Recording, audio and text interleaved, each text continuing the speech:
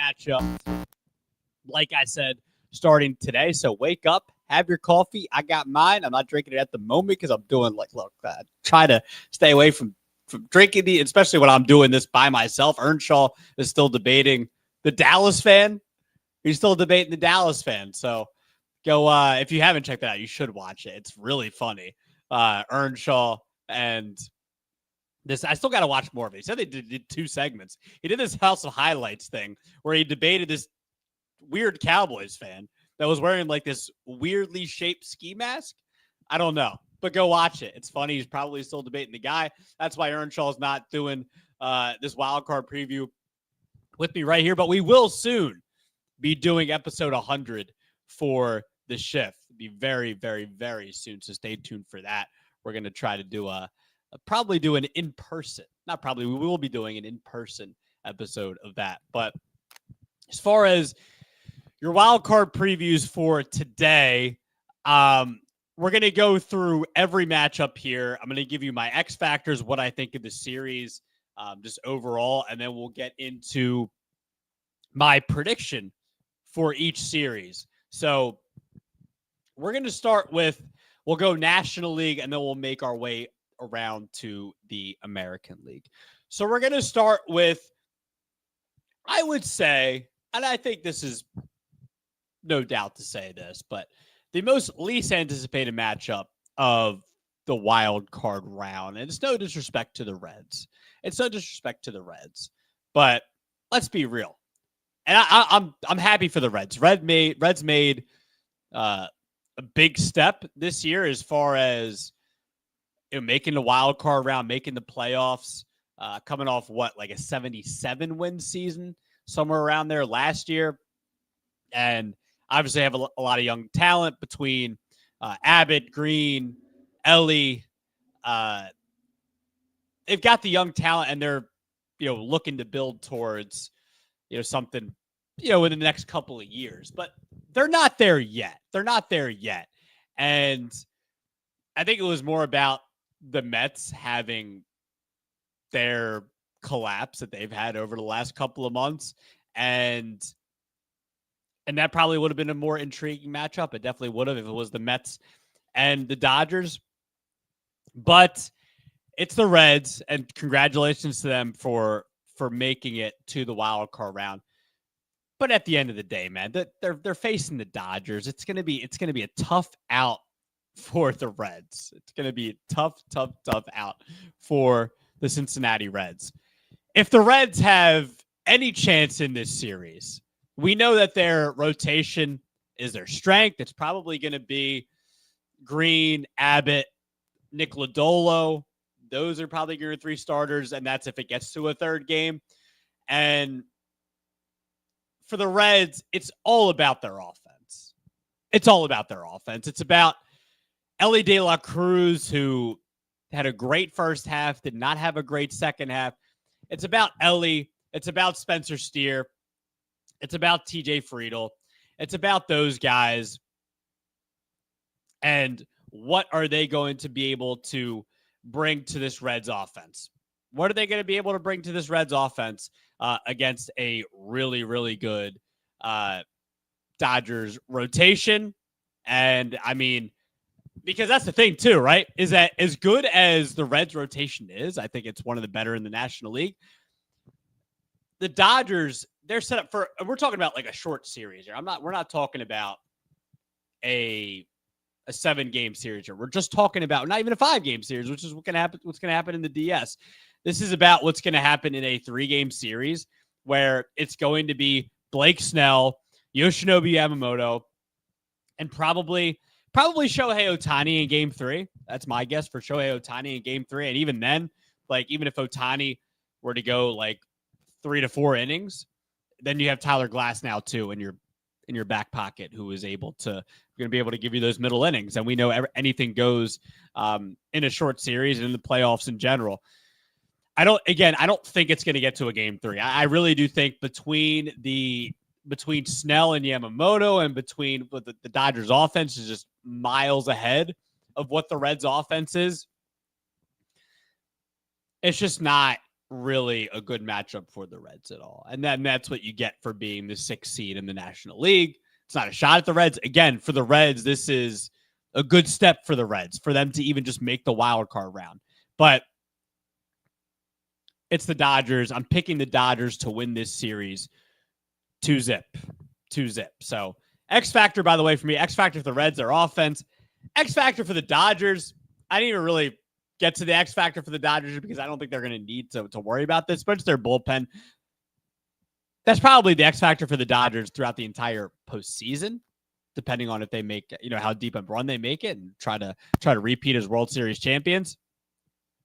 But in this series, I don't think they're going to really have to worry about their bullpen having to be too much of an X factor. I really think it's going to come down to just their offense and their bullpens doing their thing.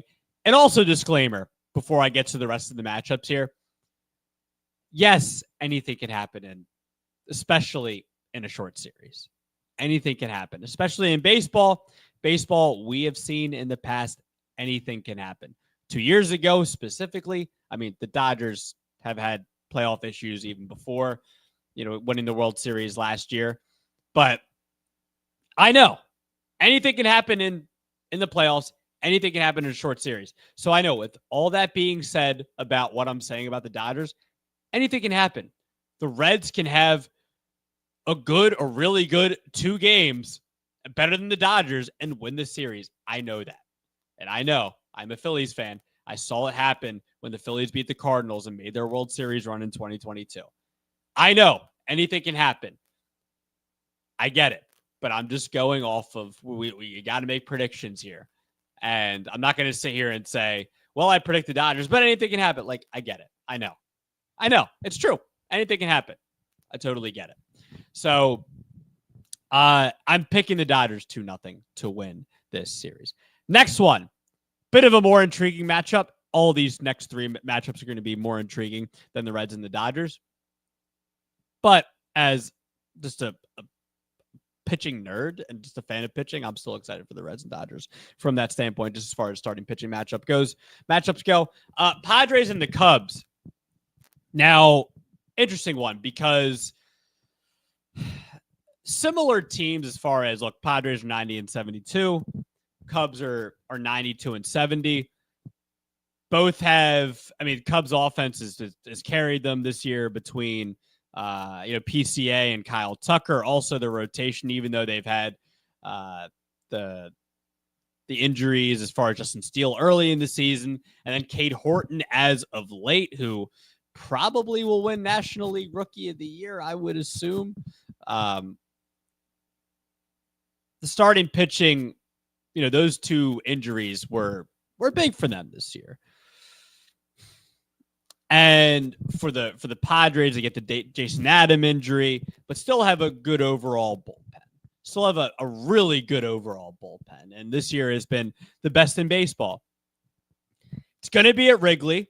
These aren't series, by the way, that are just, it's not, it's all 3 games are for the higher seed at home. So we're getting all 3 games at Dodger Stadium if it goes there. And we're getting all 3 games at Wrigley if it's the Cubs. The X factor for the Padres in this series is their starting pitching. We know how good their bullpen is. I think the Padres will have no problem in this series if Nick Pivetta, who I would assume I would assume is going to be their game 1 starter. He's been their best pitcher this year. And then I'm going to assume that it's going to probably be Dylan Cease or Yu Darvish in game 2. Now, I think Mike Schilt said that they're going to bring all 5 starters, have them all ready for this wild card series and for the rest of this postseason. That's what it looks like. So it's going to be a mix of, we'll see. I guess it's going to be all hands on deck. It usually is for the playoffs. But for the Padres, starting pitching is their X factor. I trust their offense. I trust their bullpen. If they're starting pitching, it can be can Pivetta and Cease or whoever it's going to be, if they can give you shutdown innings and go like, go 5-6 innings of 1 or 2 run ball, I think the Cubs have no chance in this series. I think they have no chance. So Padres X factor starting pitching for the Cubs is their bullpen. Offense has been good all year. Matthew Boyd, and then I guess it's going to be a mix of, I think it's going to be Matthew Boyd and then Colin Rhea probably in game 2 for the Cubs. So it's probably what it's going to be. And then maybe Imanaga, Jameson Taillon, so a mix of one of those guys. And I think it's going to get to a game 3, by the way. I do think this is going to get to a game 3. I'm going with Padres 2-1. I think if they can at least just get solid outings between Pivetta, Cease, Darvish, whatever it's going to be, I think it's game over for the Cubs. I do think it's going to be a good series, but I'm taking Padres 2-1. I still think they're playing with that edge of we have something to prove. Making the CS a couple of years ago, last year, losing that incredible series to the Dodgers. I still think the Padres are kind of playing with a bit of that edge of we still have something to prove between Machado, Bogarts, Soto left. But between those guys, I still think they're trying to play with something to prove. And I think is just as far as the wild card series goes, I think I'm taking the Padres 2-1 in this series. All right, let's go to the American League. Tigers and the Guardians. Boy, what do we have here? The Tigers avoiding the biggest collapse in Major League Baseball history. What, they almost had a 15-game lead in the American League Central, right? Or it was somewhere around there. And almost, they gave up the American League Central. The Guardians, they won the American League Central. They're playing each other in the wild card matchup. Poetic. And it's awesome. I love this. I love that we're getting this in the wild card round. And I will say this, the Tigers almost made a run last year, and it was stopped short by who else but the Cleveland Guardians. For the Tigers, the X factor for the Tigers, their offense. They were very good the first couple of months of the season. As of late, not the same. Their bullpen isn't necessarily a huge strength for them. But when I look back at the 2024 ALDS, Tigers needed offense, and they didn't get it when they needed to.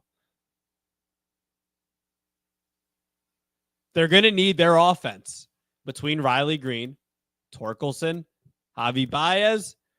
This offense is going to need to pick them up. I'm confident in their starting pitching between Skubal. Flaherty's probably going to go game 2, Jack Flaherty, and Casey Mize. That's probably going to be your 3. And I'm confident in those guys. Their offense needs to pick them up this series. And with the Guardians, the same thing. Guardians, their pitching, we always know, is between their rotation and their bullpen, especially their bullpen. You never have to worry about them. It's about their offense. It's really just J-Ram and friends. It's Jose Ramirez and friends. That's who it is. Let's be real. That's who it's always been, really. The Guardians' X factor has always been their offense, especially the last couple of years. It's always been their offense. Guardians, their offense came up in a big way last year against the Tigers in the DS. My prediction, though, I don't think it's going to be a clean sweep for the Guardians. And just because of the last month, just because of the run the Guardians have made, and just because of the collapse the Tigers made, that it's automatically going to be a clean sweep. I think it's going to be a close series. I think it's going to be close like it was last year in the divisional series between these two. Taking the Guardians 2-1. Guardians 2-1. They're going to win this series in 3 games in Cleveland. And it being in Cleveland also plays a big part to me of how this series plays out. Home field can make a difference. Red Sox and Yankees, we get the rivalry. Anytime we get the rivalry, I get excited. I know it's not necessarily what it was when I was growing up. I'm 30 years old. When it was in 2000, the early 2000s, at its peak in 2004. It's not what it was. But anytime we get a chance to see these two in the playoffs, I always get excited. For the Red Sox, they had the big loss of Roman Anthony about a month ago now. To me, it's their offense. We know how good their bullpen's been this year, led by Aroldis Chapman having an unreal season in his late 30s. Not worried about their bullpen. Their starting pitching, I don't love. I mean, it's Crochet. It's going to be Bayo and maybe Giolito. I think that's probably going to be your 3. Obviously, Crochet is going to be your game 1 starter. But it's between – it really comes down to the Red Sox offense, though. You lost Roman Anthony. They have a good offense. I mean, there's no Devers there anymore. Now, is that going to end up being a good thing for them in the long run? We'll see. We'll see. But no Roman Anthony. It's their offense. Can Bregman, can Duran, can Rafaela, can those guys carry this offense? And because I think that's going to be the difference for the Red Sox in the series if they want to win this series. For the Yankees, it's their bullpen. And again, just like like I said with the Dodgers, that's more of a big picture postseason thing. Well, for the Yankees, it's their bullpen too. It's their bullpen, but though I think it's the bullpen for them in this series too. Now they don't have, obviously Cole was out for the year, so you don't have the luxury of him in game 1, but you still have a good rotation between Fried, Rodon, and I think it's going to be Camp Schlittler in game 3 for him. But Schlittler is also, a rookie, so we don't know what we're going to get from him. But also Carlos Rodon has not had the best postseasons, in the past. Has not had the best postseason performances in the past. Max Fried has had a mixed bag of goods too in the postseason. So I don't know, man. It's the Yankees bullpen. I still like their rotation, the Yankees rotation, but there are the concerns there of the postseason track record with the Yankees starting pitching. So that is something to monitor, but I will still say the Yankees bullpen is still suspect. So, but at the end of the day, and there's also the question of Aaron Judge in the postseason. I think it's going to be a very close series. Very close. But I think the Yankees offense, and we'll see with Aaron Judge. I still think, though, the Yankees have offense outside of Aaron Judge. They do. I mean, obviously, Aaron Judge is their best player. But Jazz had a 30-30 season. Jazz Chisholm had a 30-30 season. Trent Grisham had a great year for them. Ben Rice has had a good year. Giancarlo has come back, and he has been really good.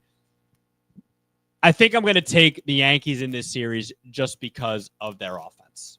So I'm taking Yankees 2-1. Boston's X factor, their offense. Yankees X factor, their bullpen.